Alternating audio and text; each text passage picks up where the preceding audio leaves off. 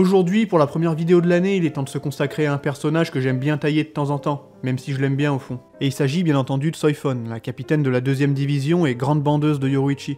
Parmi les capitaines, c'est un personnage qui divise un peu. En effet, certains la trouvent super mignonne et cool de par ses interactions et sentiments envers Yoruichi, mais d'autres la détestent, notamment à cause de son caractère de gamine, ou encore à cause de ses performances au combat, qui sont loin d'être mémorables comparées à certains autres capitaines. Mais avant de rentrer dans le vif du sujet, je vous souhaite à tous une très bonne année 2022. Cette année est spéciale puisqu'elle sera marquée par le grand retour de l'anime Bleach en octobre, un moment qu'on attend tous avec impatience. Mais vous inquiétez pas, en attendant il y aura encore un bon nombre de masterclass qui vont pop sur la chaîne, histoire de continuer à partager au max la passion de Bleach. Donc n'oubliez pas de claquer vos bankai sur le bouton like si vous voulez soutenir mon taf, et booster le référencement des vidéos. Bref, maintenant que tout est dit, parlons de Soifon.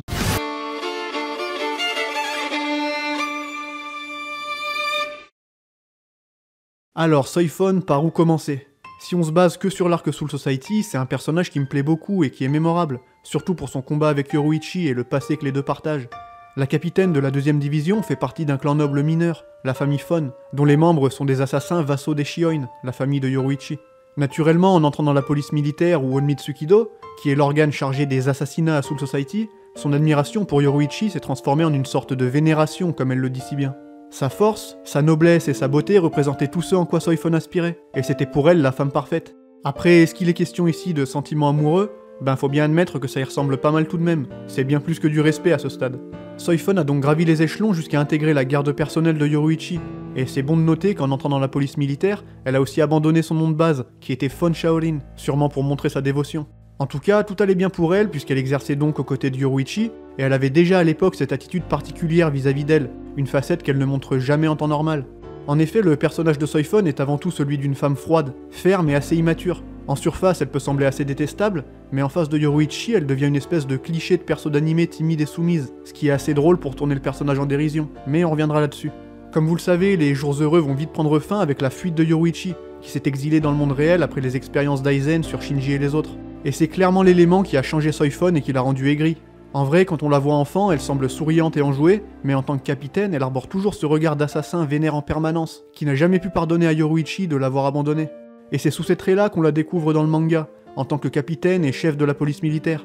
Elle a pris la fuite de sa déesse comme une trahison, un rejet, un abandon, un peu comme une ex trop possessive, et elle a jamais réussi à passer au-dessus de ça. Son amour pour elle s'est petit à petit transformé en haine, et c'est à la fin de l'arc Soul Society que les deux vont pouvoir régler leurs histoires.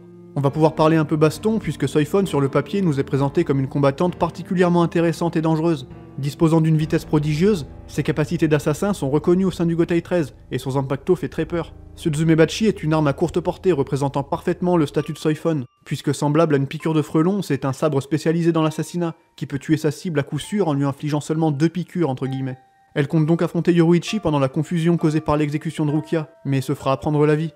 On va pas détailler le fight que j'ai déjà évoqué à plusieurs reprises, il est même dans mon top 10, mais l'important c'est surtout le dénouement. Soifon souhaitait plus que tout se venger de Yoruichi, la surpasser, pour lui montrer qu'elle est aussi une femme forte, capable de diriger et d'être respectée. Mais elle manque encore cruellement d'expérience, ce que lui fera comprendre la déesse de l'éclair, en opposant son Shunko au sien. Soifon, qui pense être la seule à maîtriser cette technique, doit s'avouer vaincue face à celle qui en est la créatrice. Comme je l'ai dit, elle en veut énormément à Yoruichi, tout ça, mais en réalité ce qu'elle lui reprochait le plus, c'est pas qu'elle soit partie, mais qu'elle ne l'ait pas emmenée avec elle. Elle pense qu'elle a trahi sa confiance et son respect, et ça me semble pour le coup bien appuyer les côtés égoïstes et immatures du personnage, qui ici prend une leçon pas seulement en termes de combat, mais aussi en termes de vie. Ses motivations pour devenir plus forte n'étaient pas les bonnes, et ce combat exécuté de façon magistrale nous le fait bien comprendre. Après, je suis pas en train de dire que le comportement de Soifon n'est pas justifié. Je la comprends, et le passage où elle craque en demandant à Yoruichi pourquoi elle ne l'a pas emmené avec elle est très émouvant. Celle qu'elle considère plus que sa propre vie n'a pas souhaité partager son fardeau avec elle, et c'est quelque chose de très blessant. En plus de ça, elle découvre que malgré ses efforts, elle reste encore bien inférieure à elle en termes de force, mais aussi en termes de grandeur. Et à mon avis, vu le regard de Yoruichi à la fin du combat, je pense qu'elle n'imaginait pas que sa fuite aurait un tel impact sur son ancienne protégée. Enfin bref, au final ça finit bien puisque la situation est maintenant plus ou moins réglée et Yoruichi n'est plus considérée comme une fugitive. On s'attend donc à ce que désormais, Soifon aille de l'avant et gagne en maturité, mais ce n'est pas le cas, et c'est selon moi ce qui rend le personnage peu intéressant, voire même chiant dans les arcs suivants. Je vous disais que je trouvais drôle la façon qu'a Kubo Sensei de se moquer d'elle quand elle interagit avec Yoruichi, mais ce qui est dommage c'est qu'à un moment elle finit par être définie seulement par ça, en plus de ne jamais vraiment gagner en expérience. D'ailleurs elle en voudra pour toujours à Kisuke, qu'elle considère un peu comme la cause de tout, puisque c'est pour lui que Yoruichi s'est enfui. Du coup elle a trop le seum, c'est marrant mais bon, ça aurait été bien de l'avoir évolué un peu. Dans l'arc Arrancar, elle aura pourtant l'occasion d'être à nouveau sur le devant de la scène, en affrontant l'espada numéro 2, l'illustre Baragan, mais aussi l'un de ses serviteurs, Joe Vega. Et là, les opinions sont mitigées en vrai, même moi je sais pas ce que j'en pense. Déjà dans l'animé, ces passages sont plutôt chiants car ils sont rallongés pour rien, du coup le duo qu'elle forme avec Omaeda paraît encore plus chiant que dans le manga. Par contre, je trouve la reveal de son Bankai vraiment cool dans l'animé pour le coup. Après, le Bankai en lui-même, bon, on en pense qu'on veut, moi perso je l'apprécie, parce que du coup c'est une évolution assez cohérente de son Shikai. En gros, Jack Horaikoben, c'est censé être un tir qui tue à coup sûr, mais bon, c'est à partir de là qu'on va commencer à déchanter. Ce Bankai ne parviendra pas à venir à bout de son adversaire, et semble globalement pas très pratique, surtout pour Soifon qui est obligé de s'attacher à l'aide du Ginjotan, une sorte de giga ceinture lourde qui a pour but de compenser le recul du Bankai. Autant dire que c'est assez chaud à mettre en place pour pas grand chose au final, même si son pouvoir de destruction reste colossal. En plus, elle ne peut réaliser qu'un seul tir tous les 3 jours en temps normal. Du coup, elle déteste elle-même son propre Bankai, car en plus de tous les points cités, celui-ci ne fait pas du tout honneur à son statut d'assassin. Quoi qu'il en soit, c'est pas ce qui scellera l'issue du combat face à Baragan, et Soifon ne faisait à nouveau pas le poids cette fois-ci. On peut dire qu'elle est aussi une victime des Vizards, qui forcément devaient avoir leur moment de gloire, et du coup c'est Hachi qui parviendra grâce à son Kido à venir à bout de l'ennemi. Il y a une scène d'ailleurs qui me fume, puisqu'au plein cœur du combat, alors qu'Hachi était parvenu à sceller l'espada temporairement, Soifon qui n'avait plus qu'à réutiliser son Bankai, était limite en train de rechigner à la tâche. Pour obtenir son aide, Hachi a dû lui promettre d'enfermer Kisuke dans une de ses barrières pendant un mois entier. Et ça franchement c'est trop, surtout qu'au final Baragan s'en sortira vivant à nouveau. Bon, pas indemne cette fois, mais bon, la puissance du Bankai n'a pas suffi. Et ça s'arrête pas là, puisqu'en plus de son Bankai globalement moyen, on va à nouveau pouvoir constater des limites du personnage. Je fais référence au fameux passage où elle tente d'exécuter Aizen avec les capacités de son Shikai, et où on apprend cette fameuse règle du Reiatsu dans les combats de Shinigami.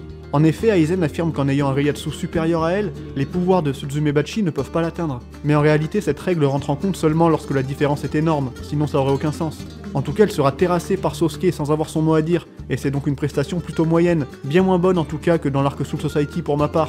Le ton odieux qu'elle emploie avec son vice-capitaine me donne envie de la gifler en plus de ça, même si bon, faut bien admettre que c'est un forceur aussi des fois. Tout ça pour dire que c'est loin d'être un duo passionnant à suivre, mais je suis curieux d'avoir votre avis là-dessus. Enfin bon, elle a encore un moyen de se rattraper, non ? Ce sera pas dans l'arc Lost Agent en tout cas, puisqu'elle n'y joue qu'un rôle très mineur. Et malheureusement pour ce qui est de la guerre, c'est clairement pas un des personnages qu'on attend au tournant. A partir de là, des personnages comme Byakuya, Kenpachi ou encore Toshiro sont parmi les plus appréciés. D'autres n'ont à ce jour encore rien pu montrer, et du coup Soifon sera à nouveau un peu mise sur la touche. Bien entendu, elle fait partie des capitaines se faisant dérober leur Bankai, et c'est après la mort de Yamaji que j'ai vraiment perdu tout espoir pour le personnage. Elle va en effet à nouveau faire preuve d'une grande immaturité, et perdre un peu les pédales au moment où un messager vient annoncer des nouvelles sur l'état de Kenpachi et Byakuya. Regardez sérieux, elle dit même à Kensei qu'il reste calme parce que les Vizards en veulent toujours à Yamaji. Mais y a pas que ça. D'ailleurs Kubo est bien conscient de ce qu'il fait avec le perso et dit lui-même qu'il aime s'en moquer. Rappelez-vous de l'apparition de la Division 0. Même face à eux, Soifon va faire sa crise d'ado. Et après s'être fait ignorer comme on ignore un gosse qui dit de la merde, elle va se faire calmer par Kirinji, qui à son tour se fera calmer par Ichibe. Bon, c'est drôle, mais bon, si vous espériez une évolution dans le caractère de Soifon, vous pouvez toujours attendre. On va bien évidemment mettre aussi sur la table son combat contre BG9, probablement un des moins mémorables de la guerre, et c'est dommage. Cet affrontement me fume parce que j'ai l'impression que Kubo se contente du minimum syndical. Soifon arrive, lance son Mukyu Shunko, c'est de la merde, elle se fait détruire off-screen.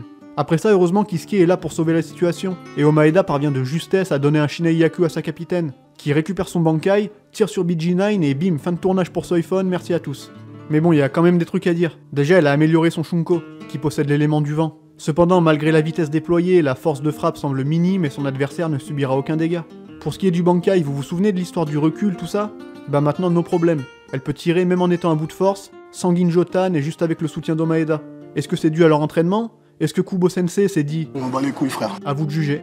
Mais en parallèle de ça, il y a aussi le combat de Matsumoto et Itsugaya contre Basbi. Alors après, à vous de me dire lequel vous préférez, mais pour moi, il n'y a pas photo. Et ça illustre bien le fait que dans cet arc, arrivé à ce point-là de l'histoire, bah on s'en fout un peu de Soifon en vrai. Pour moi, le tournant, ça a été le combat contre Baragan. Et après ça devient compliqué, puisque dans Bleach, il y a tellement de persos stylés que c'est tendu de tous les faire briller. Enfin bon, au final, on pourra dire ce qu'on veut, au moins elle a battu un Sternritter et c'est déjà ça. Dernier truc avant de terminer, dans Ken Fear Your Own World, Soifon fait aussi une apparition aux côtés de la déesse de l'éclair. Et en plus de se faire moquer par Tokinada, elle va à nouveau être réduite à son rôle d'obsédée d'Yoruichi, ce qui m'a rendu un peu triste parce qu'encore une fois, elle est majoritairement définie par ça, et n'aura au final jamais vraiment gagné en noblesse, en grandeur et en expérience. Si son but était de ressembler à Yoruichi, on peut pas dire que ce soit vraiment réussi de mon point de vue. À la limite, c'est une mini Yoruichi en termes de faculté de combat, mais au niveau personnalité, elle est très loin d'avoir l'aura de celle qu'elle vénère, et c'est vraiment ce qui m'ennuie avec le personnage, qui selon moi aurait pu avoir une meilleure évolution. Et c'est là-dessus qu'on va mettre fin à cette histoire. Vous étiez beaucoup à me demander pourquoi je n'aime pas Soifon, et maintenant vous aurez compris que déjà je l'apprécie, mais que c'est surtout le manque d'évolution chez le personnage qui me dérange. Là où l'arc Soul Society nous proposait un personnage maîtrisé de bout en bout et qui ne demandait plus qu'à grandir, la suite n'a pas fait honneur à tout ça, et les détracteurs diront que cela est symbolique du déclin de Bleach en termes d'histoire et de narration après l'arc Soul Society. Mais ça c'est un autre débat, et n'hésitez pas à me dire ce que vous en pensez en commentaire. En tout cas, je vous remercie comme toujours d'avoir suivi cette vidéo et j'espère qu'elle vous aura plu. Si c'est le cas, n'oubliez pas de laisser un like, de vous abonner, et si vous voulez être au courant des nouvelles vidéos, n'oubliez pas d'activer la cloche de C'est Mort, parce que YouTube, l'algorithme, blablabla, référencement. Vous pouvez aussi me follow sur Twitter, comme ça on pourra débattre de qui est le plus fort entre Ichigo et Naruto, ou encore parler de Madara contre Aizen, je suis sûr que ça vous chauffe. Et en attendant la suite, c'est sur ces sages paroles que je vous dis vive Bleach, et à la prochaine tout simplement.